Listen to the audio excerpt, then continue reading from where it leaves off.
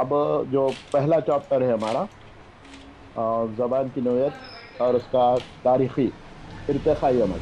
हमारे मुल्क के अंदर जो 8वां शेड्यूल है कॉन्स्टिट्यूशन के एतबार से, उस शेड्यूल में हमारी उर्दू ज़बान भी दर्ज है। और चंद एक रियासतों में हमारी उर्दू ज़बान को दूसरी ज़बान का दर्जा भी दिया गया है।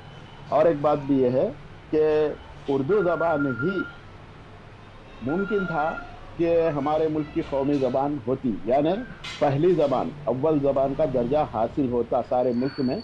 लेकिन चंद वजूहात की बिना पर वो ज़बान पिछड़ कर रह गई। वो बहुत सा बड़ा उसकी बहुत सी बड़ी वजूहात है, उसकी बहुत से बड़े मसाइल है जिसकी बिना पर वोटिंग भी हुई थी इसके सिलसिले में कि कौन सी ज़बान को, चूँकि हिंदी और उर्दू ये दोनों ज़बानें एक दूसरे से जुड़ी हुई हैं और बहुत ज़्यादा हमारे मुल्क की आज़ादी के बाद बोली और समझी जाती थी और फिर ज़रिए के तौर पर इस्तेमाल की जाती थी। तो उस वक्त ये चैलेंज सामने आया हुकूमत के कि कौन सी ज़बान को हमारी कौमी ज़बान यानी सरकारी ज़बान करार दिया जाए। ये कौमी ज़बान ही है, लेकिन सरकारी ज़बान किसको करार दिया जाए, यानी सरकारी कामों काज कौन सी ज़बान में हो। तो बड़ी दिक्कत पेश आई, तो उसके लिए वोटिंग भी की गई। और वोटिंग में बदकिस्मती से और टाई होने के बाद जो सदारती वोट होता है वो फैसला कुन होता है। वो एक वोट बदकिस्मती से आपके हिंदी के हिस्से में चला गया, जिसके नतीजे में हिंदी हमारी आपके हुकूमती ज़बान करार पाई। तो खैर ये थोड़ा सा बोलना मुनासिब समझ रहा था, मैंने बता दिया है आपको। तो ये हमारी ज़बान 22 जो कौमी ज़बान है जिसको हमारा मुल्क तस्लीम करता है 8वें शेड्यूल के तहत, उसमें शामिल है उर्दू ज़बान। और चंद एक रियासतों में इसको दूसरी कौमी ज़बान का, दूसरी मकामी ज़बान का भी दर्जा दिया गया है, यानी कि ये ज़बान को आपके दफ्तरी सतह पर इस्तेमाल किया जाता है और किया जा सकता है। ये और बात है कि हम लोग इसे इस्तेमाल नहीं करते, बल्कि हमारे मुल्क में भी ये ज़बान सरकारी ज़बान का दर्जा, दूसरी सरकारी ज़बान का दर्जा रखती है। ये और बात है कि हम उससे खातिर खा फ़ायदे नहीं उठाते। उसकी चंद एक वजूहत होती हैं, वो वजूहत अब यहाँ पर बताना मुनासिब भी नहीं समझा जाएगा। तो हम फिर आगे बढ़ते हैं। तो इसके बरक्स, हमारे मुल्क के बरक्स पाकिस्तान, क्योंकि उसी वक्त में यह मुल्क हमारे से अलहदा भी हुआ और पाकिस्तान की सरकारी ज़बान ये करार पाई, उर्दू वहाँ पर। अब एक बात देखेंगे कि ये हिंदी और उर्दू दोनों एक दूसरे से करीब हैं और बल्कि एक दूसरे की जुड़वा बहनें भी इन्हें कहा जाता है। और ये हिंद आरियाई ज़बान कहलाती है, यानी हिंद आरियाई ख़ानदान से जो ज़बानों के ख़ानदान हैं, हम आगे के असबाक में पढ़ेंगे, उसी ख़ानदान से इसका ताल्लुक़ है, हिंदी का भी और फिर आपके उर्दू का भी। और दोनों में जो फ़र्क है उसकी वजह क्या है? एक बुनियादी फ़र्क है दोनों के अंदर। जबकि उर्दू ज़बान अरबी और फ़ारसी के असरात को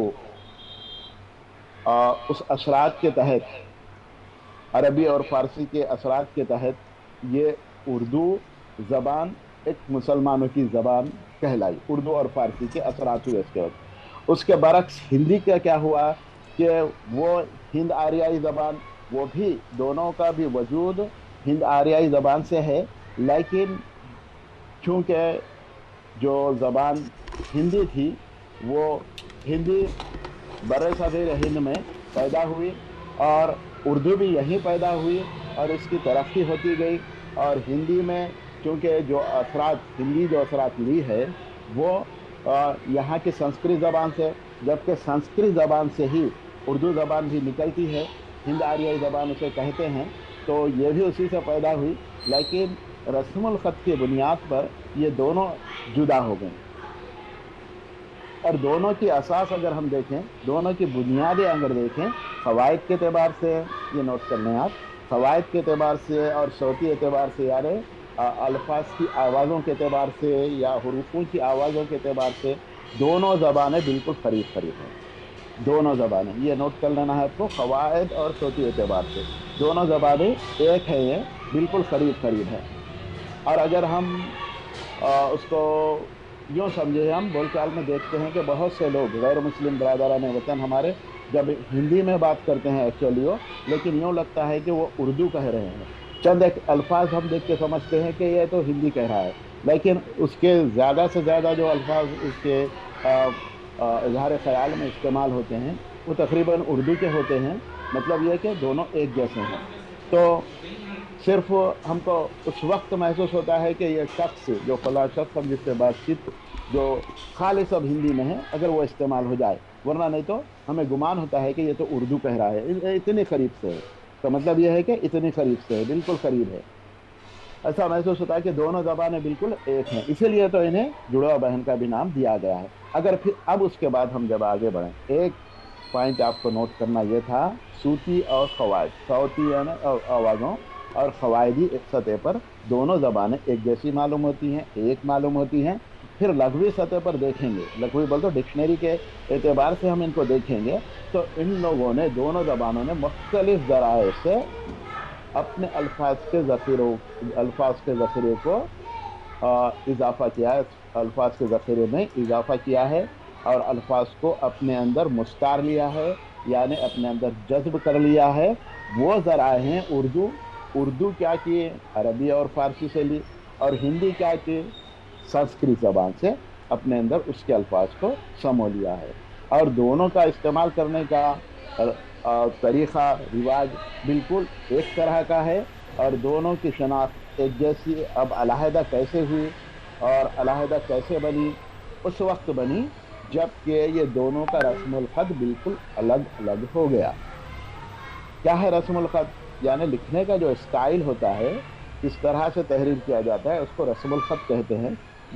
जैसा कि आप लोग जानते हैं, क्या जानते हैं, ये जानते हैं कि हम उर्दू को सीधे हाथ की जानिब से लिखते हैं, उसके बरक्स हिंदी को हम बाएं हाथ की तरफ से लिखते हैं।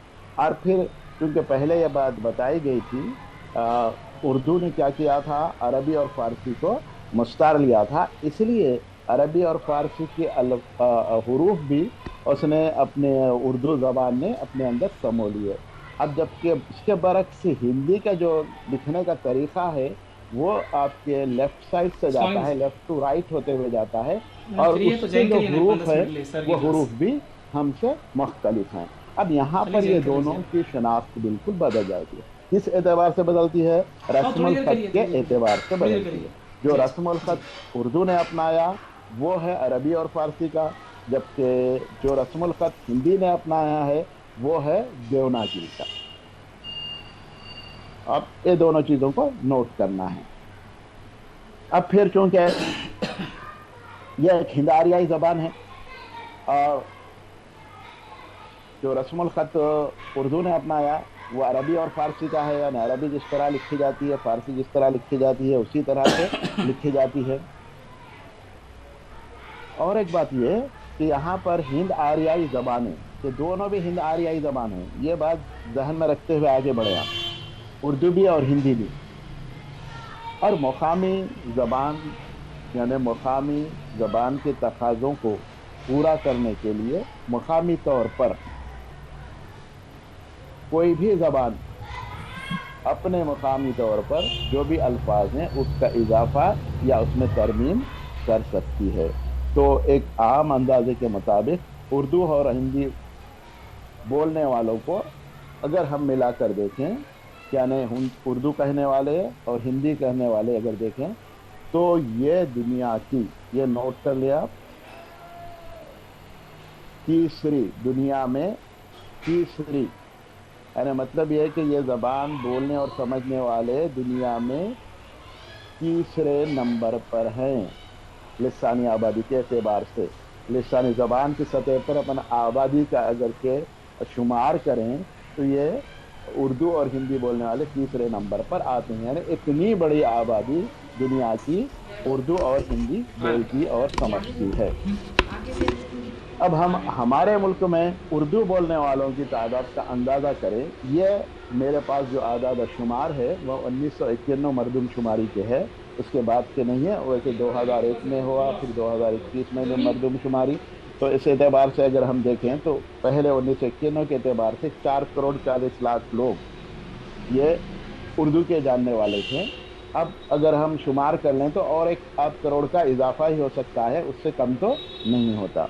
अब इसके बाद हम देखें कि हमारे मुल्क के अंदर सबसे ज़्यादा जो उर्दू बोली और समझी जाती है वो उत्तर प्रदेश है।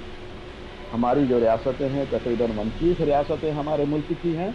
उस उन रियासतों में सबसे ज़्यादा उर्दू बोलना और समझना जहाँ पर है, वो पहले नंबर पर जो रियासत आती है वो उत्तर प्रदेश है। उसके बाद दूसरे नंबर पर बिहार है।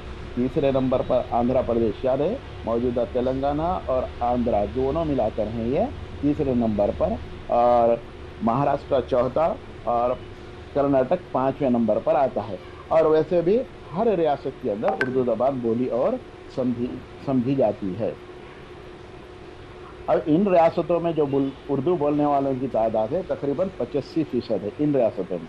उसके अलावा अगर हम ये देखें तो अभी भी शहर दिल्ली जो है उर्दू अदब के लिए मशहूर है, तबात के एतबार से भी और उर्दू अदब की तरक्की और तरवीज के एतबार से भी इसको दिल्ली को एक बड़ा मरकज़ उर्दू का माना जाता है। और हमारे जो पड़ोसी ममालिक है जहाँ पर उर्दू बोली जाती है, वैसे तो दुनिया के हर खित्ते में अब अगर आप अब मौजूदा दौर में अमेरिका का भी मुताला करें, यूएस का भी मुताला करें, तो वहाँ भी उर्दू के बोलने वाले समझने वाले लोग हैं। वहाँ पर भी मुशायरे वगैरह का इनकाद अमल में लाया जाता है।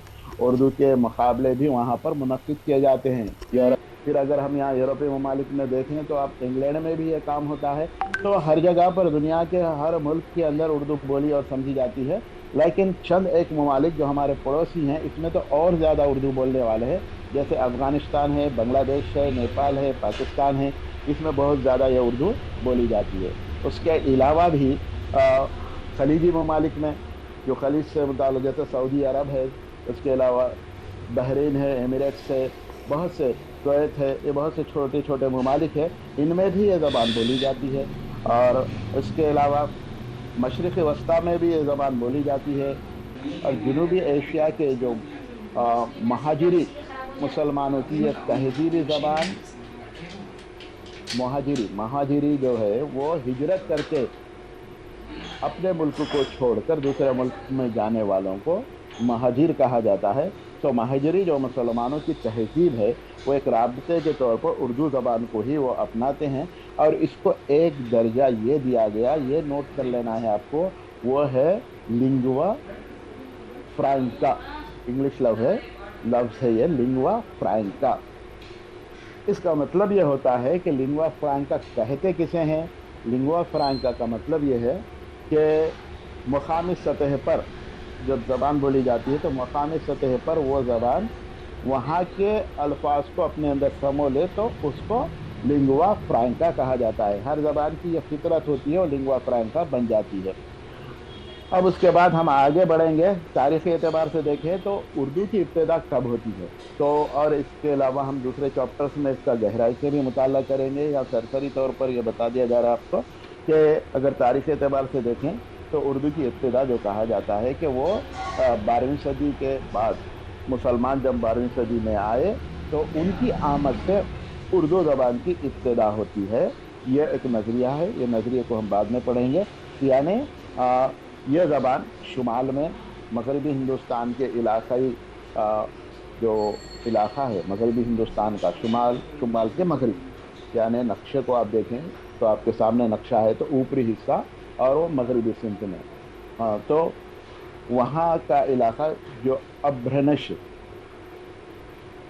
वहाँ की ज़बानें कहलाती है अभ्रनिश। अब ये क्या है, अभ्रनिश क्या है, कहाँ से आया, इसको समझने के लिए हमको एक चैप्टर है उसमें समझेंगे, उसमें आपको डिटेल ये बताया जाएगा। अब यहाँ मुख्तसरन ये है कि अभ्रनिश ये है कि संस्कृत के बाद प्राकृत ज़बान बनी, यानी संस्कृत की आसान तौर पर समझ लीजिए। ये ज़बान जो है हिंद आर्यी ज़बान क्यों कह रहे कि ख़ानदान भी मैं बताऊंगा आगे की क्लासेस में कि ये लिसानी बुनियाद पर जो माहिरीन लसानियात ने ज़बानों के जो वजूद में लाने के कुछ ख़ानदान बताए हैं, वो ख़ानदानों में एक है ख़ानदान ज़बान का हिंद आर्याई ख़ानदान।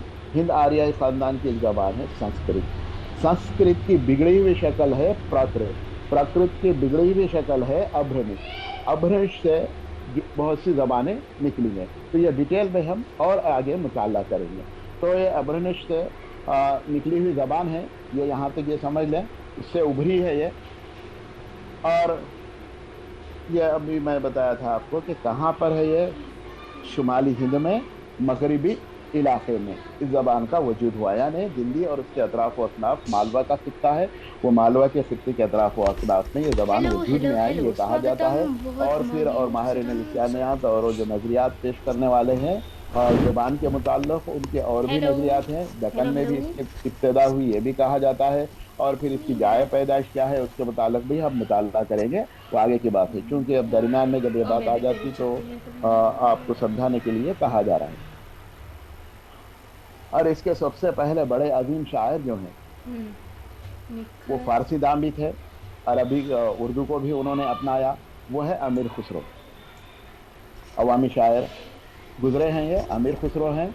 और इनका तारीखी पैदाइश का जो ईयर है वो है 1253 से लेकर 1325 तक। इनके बारे में ख्याल किया जाता है, इनके बारे में ये अंदाज़ा लगाया जाता है कि इन्होंने ही उर्दू को इस्तेमाल किया है। फारसी के साथ साथ ये फारसी के अजीम शायर है, फिर उर्दू को भी इन्होंने एक नई ज़बान का दर्जा दिया है। और ये नई ज़बान को, उर्दू को जो इन्होंने इस्तेमाल किया है, उनकी अपनी शायरी के जो स्टाइल है, शायरी की जो असनाफ है, उसमें दो है। पहलियाँ बहुत मशहूर है और तीसरा है कह मकरनियाँ। ये तीनों में भी उन्होंने जो ज़बान इस्तेमाल की है असल में वो उर्दू थी। ये अगर हम इसका मुताला करें तो यहाँ पर जैसे कहे मकरनिया किसे कहा जाता है, दोहे तो आपको मालूम है, दो मिसरे वाली नज़म होती है दोहे। पहलियाँ तो मालूम है कि अब बूझना पड़ता है उसको पहली को, अरे कि ऐसा आपको मिसरों की शक्ल में ही दिया जाता है, फिर कहा जाता है कि बूझो तो बताएं।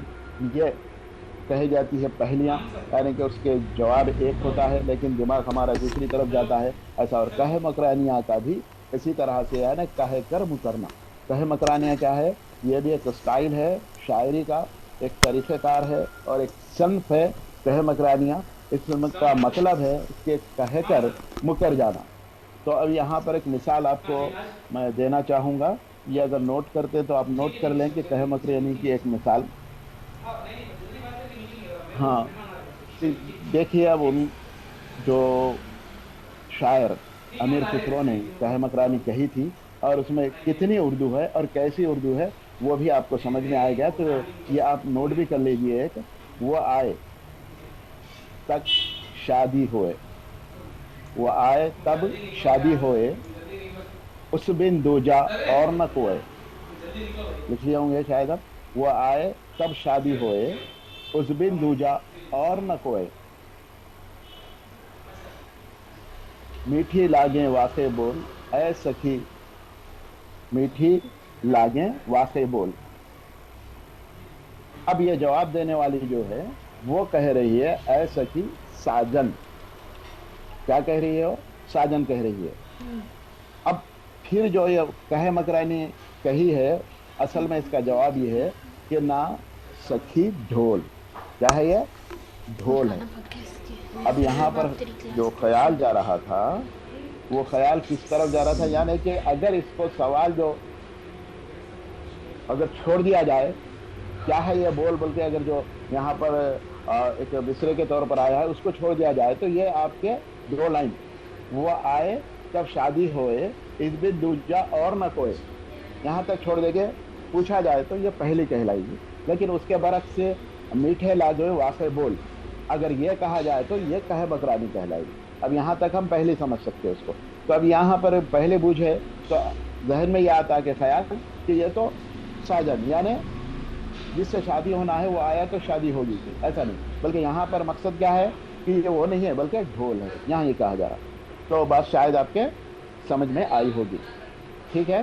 तो ये कह मकरानियाँ होती हैं, यानी उसके अंदर सवाल होता है और उसका जवाब भी दिया जाता है, फिर उसके बाद हकीक़ी क्या जवाब है वो भी लिखा जाता है। तो ये कह मकरानी कहलाती है। कहे कर मुकर जाना, यहाँ पर कहे भी और मुकर भी गई कि यह नहीं होता भाई, ये नहीं है, क्या है फिर, ढोल है। यानी दोनों भी होना चाहिए ऐसा जहन में आता है, एक की तरफ दिमाग जाता है दूसरी चीज़ यहाँ पर होती है। तो यह कह मकरानी कहलाती है। तो कह मकरानियों में भी इन्होंने उर्दू ज़बान किस तरह से इस्तेमाल की है तो उसका एक नमूना आपके सामने रखा गया है। जो इनका दौर था आपके, क्या कह रहा था मैं अभी, ये कि अमीर खुसरो का जो दौर था, उस दौर में साउंड जाने के ये लिए जो हमारी उर्दू ज़बान थी, उस ज़बान को क्लोज है। हिंदवी कहा जाता था। मालूम मेरे को इधर है इसके ऑप्शन उर्दू में नहीं क्या कहा जाता था आवाज़ बल्कि हिंदवी कहा जाता था। सो मालूम जानकारी नहीं और थोड़ा बहुत से मुख्तलिफ नामों से अहद वस्ता में जो दरमियानी हमारा ज़माना है हमारे मुल्क का, उस इस मखलूत ज़बान को यानी मुख्तलिफ ज़बानों से मिली हुई है, इसलिए इसे मखलूत ज़बान भी कहा जा रहा है।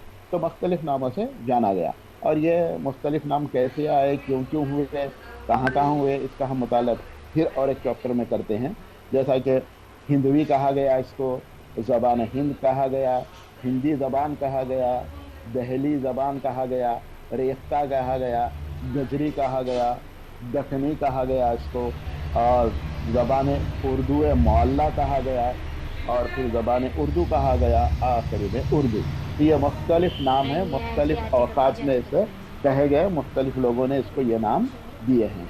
क्या क्या नाम है, आगे तो चैप्टर है ही, फिर भी आप थोड़ा सा जहन में रख लें इसको। और एक बात यहाँ पर वो ये कि जो ये ज़बान उर्दू है, 11वीं सदी के अवाखिर में इसका नाम जो था वो नाम था हिंदुस्तानी, और जो बाद में 11वीं सदी में इसे हिंदुस्तानी कहा गया, मरविज हुआ ये नाम, ये रिवाज में था, और बाद में इसका नाम उर्दू कहा गया, चूंकि हिंदुस्तानी ही उर्दू का मुतरादिफ बन के रह गया। अब आगे बढ़कर हम ये देखें कि लघवी एतबार से उर्दू जो लफ्ज़ है, लफ्ज़ उर्दू है, जो उर्दू कहा जा रहा, हम उर्दू कह रहे हैं, इसको उर्दू ज़बान कह रहे हैं, असल में ये तुर्की ज़बान का लफ्ज़ है। और बहुत वक्त आप लोग सुनते हैं इब्तिदा से उर्दू जो मीडियम में जो भी बच्चे पढ़े हैं या फिर इंग्लिश मीडियम में पढ़े हैं, तो ये सबको मालूम रहता कि तुर्की ज़बान का लफ्ज़ है उर्दू, और इसके माने भी मालूम रहते कि शिफुमा इसके माने छावनी या शाही शिफा पड़ाव के बेटे हैं। इधर आओ। क्योंकि ये शाही पड़ाव, छावनी जो थी, छावनी क्या होती है, जो आपकी फौज होती है शिफुमा वो इसमें गुजर बसर शिफुमा करती बुला है, बेटा वो जरा छावनी इधर कहलाती उधर है। से आओ। और फौज में मुख्तलिफ लोग मेन होते हैं, तो शिफु लिहाजा बुलाओ। इसको जो ये नाम दिया गया है, लश्करी भी कहा जाता है इसको। क्यों नाम दिया गया है? इसलिए कि ये छावनी में वजूद में आई, ऐसा भी लोगों का ख्याल है, लेकिन ये ख्याल वो बिल्कुल सही भी नहीं है, और फिर एक सिरे से इसको हम इनकार भी नहीं कर सकते हैं। तो चूंकि जो पड़ाव थे बादशाहों के दौरे हुकूमत में, दिल्ली चूंकि उनका पायतख्त था, और शिफुमा उसके अतराफ में छावनियाँ हुआ करती थी यहाँ इसकी पकड़ना, हिफाजत के दबा लिए, के और खींचना है। इसको खींच के इसको दबाना, इज इक्वल टू दिल्ली दबाए शहर तो के राइट लिए आता भी है, राइट टू कर दो लफ्ज़ सेव हो जाता मुश्तमिल था, बाद में इन इस्तेमाल मीटिंग में में था। कर देना। क्या फिर क्या यहाँ लफ्ज़ इस्तेमाल में था? कहाँ जा उर्दू रहे हैं? ये इस्तेमाल में था, स्टार, ये क्योंकि स्टार आता ये है, यहाँ आते दिल्ली ही स्टार आ शहर जाता। और इसको सदियों यहाँ से दबाना, ये पकड़ के दबाना है, हुक्मरानों का ये बटन को दबाना है, इसको यहाँ पायतख्त पकड़ लेना, रहा, पकड़े तो अंदर जाता है। और है ना समझ? इस एतबार से इसको हज़ारों साल का उर्दू कहा गया। अब उर्दू के बड़े कलमकारों को देखेंगे, बड़े लिखने वालों को, तख्लीक़कारों को देखेंगे, और तो बड़े बड़े जो उर्दू के कलमकार गुजरे हैं, उनका ज़माना 19वीं सदी के आगाज़ से शुरू होता है। वैसे उससे पहले भी बहुत से कलमकार हुए हैं, जैसा कि अभी हम अमीर खुसरो को देखें, ये तो 13वीं सदी की बात हो रही थी, और भी दूसरे भी हैं जिनको हम आगे मुताला करेंगे, तो वो भी 13वीं 14वीं सदी के भी है। लेकिन जो एक उर्दू शनाख्त, उर्दू नाम से जो उर्दू कही गई, उसके बड़े जो कलमकार हैं, यानी बड़े जो आपके तख्लीक़कार हैं, बड़े जो नसर निगार या बड़े शोरा जो गुजरे हैं, वो 19वीं सदी के आगाज़ से उर्दू जो उर्दू कहलाई, जो हिंदी से निकल कर यानी उर्दू बनी, पहले हिंदी, और उसके वो बड़े कलमकारों ने उसको 19वीं सदी के आगाज़ तक उसको क्या कहा है कि हिंदी भी कहे, और उसके अलावा उर्दू भी कहे, या आखिरी है, आखिरी कड़ी उर्दू कहलाती है। तो यहाँ पर एक शेर है मीर तकी मीर, जिनकी वफ़ात 1810 ईस्वी में है। वो कहते हैं, ना जाने लोग कहते हैं कि उसको सुरूर क़ल्ब आया नहीं ये लफ्ज़ तो हिंदी ज़बान के बीच। अब यहाँ पर ये बता रहे कि ये लफ्ज़ तो हिंदी ज़बान के बीच में आया ही नहीं है, क्या? सुरूर क़ल्ब। तो फिर किसका लफ्ज़ है? उर्दू का लफ्ज़ है। ये बताने के लिए उन्होंने ये शेर कहा है मीर कसीमीर का। और अब आगे बढ़ते हैं। तो ये उर्दू के साथ उर्दू और हिंदी को जुदा कैसे हुई? उर्दू और हिंदी जुदा कैसे हुई? किस तरह से ये उर्दू और हिंदी जुदा हो गई, अलग अलग हो गई? क्या हो, आवाज आ रही है ना? जी सर आ रही। आ रही ना? ठीक है। कुछ ऐसा डाउट हो रहा था मुझे, तो अच्छा ठीक है। तो उर्दू और हिंदी में तफरीक कैसे हुई, किस तरह से? ये तफरीक का बीज किसने बोया? वो है नौआबादियाती असरात, यानी कॉलोनी सिस्टम जो था अंग्रेज़ों का, उस असरात के तहत ये दोनों के अंदर दूरियां पैदा हुई, उर्दू और हिंदी के अंदर। वो कैसे दूरियां पैदा हुई? जब सियासी जदीद कारी का अमल शुरू हुआ। सियासत ये जो अंग्रेज थे, अब चूंकि आप एक बात जहन में ये रखें कि यहाँ पर जो आम जबान थी वो हिंदवी या उर्दू है, जिसको उर्दू कहा गया, बाद में हिंदवी कहते थे। तो वो आम जबान हो गई लोगों की। तो लाजमी तौर पर हुक्मरानों को, अब हुक्मरान कौन से हो गए? मुग़ल बादशाहों का दौर ख़त्म हो गया और फिर ईस्ट इंडिया कंपनी हुकूमत कायम कर ली। तो उसके तहत जदीद कारी का अमल शुरू हुआ। क्यों? कि उन लोगों को चाहिए था कि वो यहाँ पर हुक्मरानी करना है तो यहाँ की ज़बान को समझना पड़ेगा, यहाँ की ज़बान से वाक़फ़ियत हासिल करनी होगी, और ज़बान की वाक़फ़ियत हासिल करके ही हुकूमत की जा सकती है। इसलिए उन्होंने जदीद अमल कारी किया। जो अमल है इसके तहत तहज़ीबी शऊर में इजाफ़ा किया। क्या करें ये लोग? ये लोग तर्जुमे का काम शुरू किए, क्योंकि इनको अपने जो मुलाजिमीन हैं उनको उर्दू सिखाना है। यानी उर्दू और हिंदी दोनों एक है, लेकिन बदल जाते हैं इन लोगों की वजह से, ये अंग्रेज़ों की वजह से दोनों अलग अलग हो जाती हैं ज़बान, दोनों अलग अलग कर देते हैं ये लोग। और चूँकि यहाँ की जो ज़बान थी, ये ज़बान मकामी ज़बान समझिए अब इसको, उर्दू को, तो मकामी ज़बान को ये लोग उससे वाकिफ़ हों तभी जो है तो ये हुक्मरानी सही ढंग से चला सकते थे। इसलिए उन्होंने फोर्ट विलियम कॉलेज का क़याम किया 1800 ईस्वी। इसका बानी है जॉन गिलक्राइस्ट। ये इसकी तारीख़ पैदाइश है 1789 और तारीख़ वफ़ात है 1841। John Gilchrist. और ये दो तरह से, एक तरफ तो उर्दू का फ़ायदा भी हुआ, एक तरफ से उर्दू और हिंदी को अलग भी किया गया। अगर हम देखते हैं फोर्ट विलियम कॉलेज का उर्दू की तरक्की में क्या रोल रहा, ये भी समझते हैं कि अरे बहुत अच्छा काम किया, लेकिन अच्छा तो काम किया, लेकिन एक बुरा काम ये भी हुआ कि हिंदी को अलग कर दिया, उर्दू और हिंदी को दोनों को अलग अलग कर दिया। ये जॉन गिलक्राइस्ट 1800 ईस्वी में कलकत्ता में एक फोर्ट विलियम नाम से कॉलेज कायम किया, और ये कॉलेज की वजह से इसमें दूरियां पैदा हुई और इसके बहुत से सबूत भी हमें मिलते हैं। कैसा, क्या करें ये लोग बरतानवी हुक्मरान?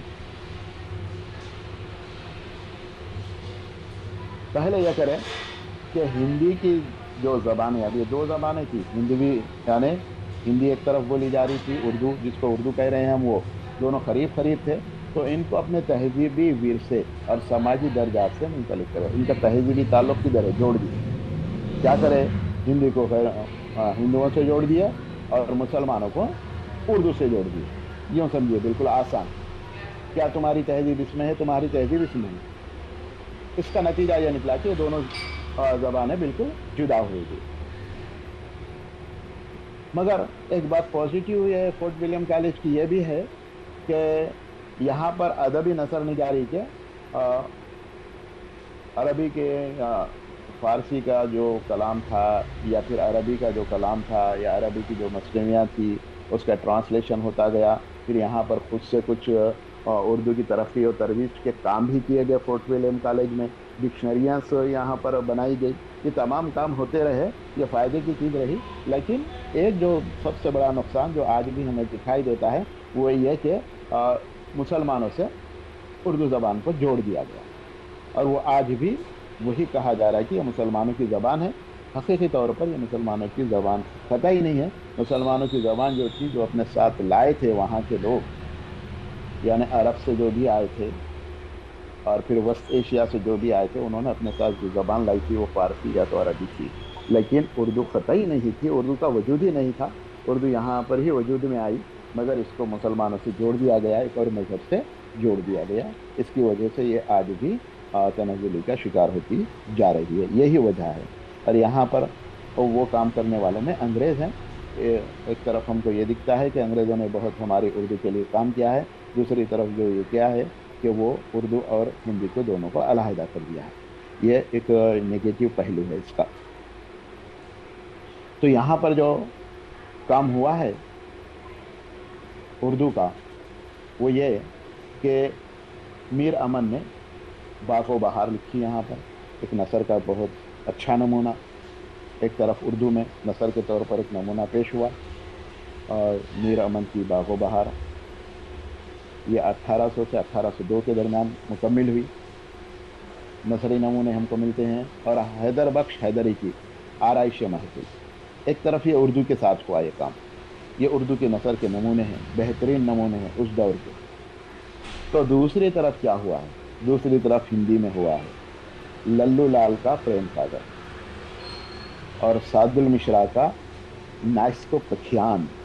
یہ ہندی نثر کے نمونے، یعنی یہاں سے دونوں زبانیں جدا ہو گئی. ادھر جو ہے سو آپ کے نثر میں بھی کام ہو رہا ہے، یہ بھی اسی پیریڈ میں 1802 سے 1804 میں، جس طرح سے کہ میر امن کی باغ و بہار اور حیدر بخش حیدری کی آرائش محفل نثر کے نمونے وجود میں آتے ہیں، تو ادھر ہندی کے نمونے وجود میں آتے ہیں 1802 سے 1804 میں. للو لال کا پریم ساگر اور سعدل مشرا کا نائسکو پکھیان، یہ ہندی نثری نمونے، یعنی دونوں یہاں پر جدا ہو گئے. جب بعد میں ہندوستان کی آزادی کی تحریک شروع ہوئی، مہاتما گاندھی نے اس کو دیکھا کہ یہ زبان کا جو مسئلہ ہے یہ فرقہ واریت کو جنم دے رہا ہے، یہ انگریزوں کے ذریعے پھیلایا گیا ہے اور اسے سیاسی رنگ دیا جا رہا ہے. لہٰذا انہوں نے ایک تجویز رکھی کہ دونوں رسم الخط میں لکھی جانے والی جو زبانیں ہیں یہ ہندوستانی ہیں.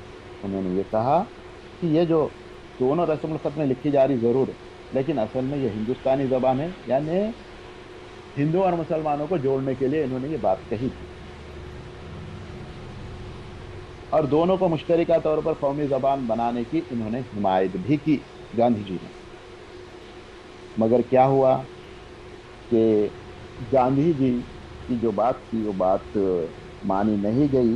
اور پھر یہاں پر ایک بیان اور دلچسپی کا حامل بھی ہے کہ مہاتما گاندھی کی تجویز یہ تھی کہ یہ ہندوستان کی مشترکہ تہذیب کی زبان ہے، ہندی اور اردو دونوں بھی. مگر اس سے پہلے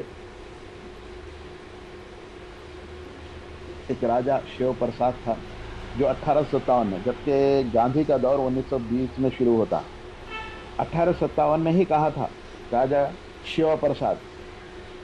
اس نے کیا کیا تھا 1857 میں کہ قواعد کی ایک کتاب مرتب کی تھی، اور اس کتاب میں اعادہ کیا تھا کہ ہندی اور اردو میں ملک کی سطح پر کوئی اختلاف نہیں ہے. 1857 میں ہی اعادہ کیا تھا، جبکہ گاندھی جی بعد میں بول رہے کہ دونوں مشترکہ ہے. لیکن راجہ شیو پرساد 1857 میں قواعد کی کتاب میں اس بات کا تذکرہ کر دیا تھا، اعادہ کر دیا تھا کہ ہندی اور اردو میں ملکی سطح پر کوئی اختلاف نہیں ہے. لیکن کیا ہوا، یہ کب شروع ہوا؟ وہی کہہ رہا ہے راجہ شیو پرساد. انہوں نے لکھا ہے، کیا لکھا ہے کہ یہ نامعقولیت کی جو شروعات ہوتی ہے وہ ڈاکٹر گلکرائس کے عہد میں ہوئی. ڈاکٹر گلکرائس جو فورٹ ولیم کالج کا بانی ہے 1800 عیسوی میں، یہ نامعقولیت یعنی دونوں کو علیحدہ کرنے کا جو ماحول بنا ہے وہ اس کی شروعات ڈاکٹر گلکرائس کے عہد میں ہوتی ہے. اور یہ اس میں جن لوگوں نے ایک رول ادا کیا، یعنی نام بنام نہیں ہے رول یہاں پر، کہ مولوی اور پنڈتوں سے ہوئی ہے. مولویاں ایک طرف ہو گئے اردو کی طرف، پنڈتاں ہو گئے ہندی کی طرف. بات سمجھ میں آئی؟ مولوی اردو کی طرف ہو گئے، پنڈت ہندی کی طرف ہو گئے. تو بالائی ہندوستان یعنی ہمارے جو شمال کے ہندوستان کی جو مشترکہ بولی تھی اور اس کی اب قواعد بنانے کی یہاں پر ذمہ داری دی گئی ایک صاحب کو، تو وہ یعنی یہی ہے راجہ شیو پرساد ہی ہے، تو ان کو یہ ذمہ داری دی گئی تھی کہ قواعد لکھنے کے لیے، تو انہوں نے بھی یہاں پر یہ کیا کہ دونوں طرح کے قواعد بچوں کے لیے لکھی گئی، کیونکہ زبان نئی تھی ہے، اس کی قواعد لکھنے کے لیے کہا گیا، ذمہ داری دی گئی قواعد بنانے کے لیے، تو انہوں نے 2 قواعد لکھ ڈالے۔ کون؟ راجہ شیو پرساد نے۔ پہلے تو یہ کہہ رہے ہیں کہ یہ کیا ہے، نہیں سوری، راجہ شیو پرساد نہیں، دوسرے صاحب ایک قواعد لکھنے کے لیے دیا گیا ہے، ان کا ایک نام میرے پاس یہاں پر چھوٹ رہا ہے، ٹھیک ہے اگر یاد آ جائے تو میں آپ کو کہہ دوں گا۔ تو 2 قواعد لکھ دیا انہوں نے، قواعد کی ذمہ داری جب ان کو دی گئی تو 2 قواعد لکھ گئے۔ 2 قواعد کے مضر اثرات ہوئے۔ کیا مضر اثرات ہوئے؟ ملکی زبان تو ایک ہی تھی ہے، دونوں کی مشترکہ زبان تھی ہے، لیکن اس کی قواعد کو 2 مختلف اور متضاد طریقوں میں یہاں پر لکھ دیا گیا۔ ان کا نام ہے، میں ابھی بولنا چاہ رہا تھا آپ کو کہ سریواستو ہے وہ نام، اور انہوں نے جو 2 قواعد بیان کر دی ہے، 2 قواعد لکھ دی ہیں، ایک قواعد تھی مسلمان اور قائس کے بچوں کے لیے، اور دوسری برہمن اور بنیوں کے لیے۔ یہاں سے تفریق کے بیج بو دی گئی، یعنی کہ کرائسٹ ایک کارنامہ انجام دیا، اور سریواستو، اور ان کی کتاب ہے سریواستو ایک نام سے، وہ اس کے پیج نمبر 30 پہ یہ بات لکھی گئی ہے۔ تو اور کیا ہوا پھر اب یہاں پر یہ ہوا کہ جب تہذیب نشاط ثانیہ یعنی تہذیب کو پھر سے ایک نیا ڈھنگ دیا جا رہا، اس وقت میں لسانی تفریق کی، یعنی لسانی اعتبار سے دونوں میں تفریق پیدا ہو گئی اور ان کی جڑیں مضبوط ہونے لگی، اور تقسیم ہند کے بعد تو اور بھی یہ مضبوط ہو گئی۔ لیکن یہ مشترکہ جو زبان ہے عوام الناس کے دلوں پر آج بھی راج کرتی ہے۔ حقیقت میں یہ عوامی تہذیب کی سطح پر ترسیل کا ذریعہ ہے۔ یہ زبان ہم دیکھتے ہیں کہ فلموں میں اور پھر تفریحی پروگراموں میں اسی پیمانے پر اس زبان کو، اردو کو استعمال کیا جاتا ہے۔ اب ہم آگے دیکھیں گے کہ اردو میں قواعد اور لغت سازی کی روایت بہت پرانی ہے، تقریباً 300 سال۔ ابتدا میں یورپی مستشرقین اس پر توجہ دی، کس پہ توجہ دی ہے؟ اردو کی قواعد اور لغت سازی کرنے پر توجہ دی ہے، اور اس کا سلسلہ 17ویں صدی میں ولندزیوں نے شروع کیا، اور مختلف نام ہے یہاں پر، اور یہ نام گنواتے ہوئے آگے بڑھیں گے ہم۔ بہت سے نام ہیں یہاں پر۔ 17ویں صدی میں اس کی شروعات ہوتی ہے، یعنی 300 سال پہلے، اور اب میں یہاں پر ایک لفظ آیا ہے مستشرقین، یہ یورپی ہے، یعنی براعظم یورپ کے لوگ، ان لوگوں نے اس کی شروعات کی۔ تو مستشرقین کسے کہتے ہیں؟ مستشرقین کا مطلب ہے غیر مسلم دانشور، یعنی جن کا اسلام سے تعلق نہیں ہے۔ ایسے حضرات کیا کرتے ہیں کہ وہ جو چاہے مشرق سے تعلق رکھتے ہوں یا مغربی علاقوں سے تعلق رکھتے ہوں، ان کا مقصد یہ ہوتا ہے کہ مسلمانوں کے علوم و فنون حاصل کر کے ان پر قبضہ کرنا۔ اگر علوم و فنون سے واقف ہو جائیں تو ہم ان پر قبضہ کر سکتے ہیں، اور یا اس کی جو برائیوں کا ایک جگہ کر کے مسلمانوں پر حملے کر سکتے ہیں۔ ایسے لوگ مشترقین کہلاتے ہیں، یہ چاہے کہیں کے بھی ہونے دیجیے، یہ ہمارے ملک میں غیر مسلم ہی کیوں نہ ہو، انہیں مستشرقین کہا جائے گا۔ تو یہ اردو کے قواعد بھی اور اس کی لغت سازی بھی ان لوگوں نے اسی مقصد سے کی تھی کہ سمجھیں کہ اس کے اندر کیا ہے، اس کو سمجھنے کے انہوں نے لغت بھی بنائے اور قواعد پر بھی توجہ دی۔ 17ویں صدی سے شروع ہوتا ہے، جس میں اسکالر کیٹیا ہے، یہاں سے شروع ہو کر Schultz, Ferguson, Gilchrist, Shakespeare, Forbes, Phelan, یہ نام ہیں، 20ویں صدی کے ابتدائی دہائیوں تک چلتا ہے۔ کہاں 20ویں صدی کی ابتدائی دہائیوں تک یہ سلسلہ چلتا رہا، قواعد لکھنے کا اور لغت سازی کا۔ کہاں تک؟ 20ویں صدی تک۔ 20ویں صدی میں جو مشترقین ہیں उसमें से एक है गैरिसन, यहाँ तक जारी रहा। और यहाँ पे और एक शख्स का नाम मिलता है जिसका काम बहुत ही अहमियत का हामिल है, प्लाट्स नाम है उसका, और इसका जो काम लुग़त साज़ी इसने की है उसको क्लासिकी दर्जा दिया जाता है। और उसके बहुत से नमूने मुतअद्दिद बार कई वक्त में शाये हो चुके हैं। और गैरिसन जो आखिरी 20वीं सदी के इब्तिदाई दहाइयों का गैरिसन जो यूरोपीय मुस्तशरिक़ है, उसने एक किताब लिखी, आज तक उस किताब की बराबरी करने वाली कोई किताब नहीं लिखी गई। उसने क्या लिखा है, लिंग्विस्टिक सर्वे ऑफ इंडिया।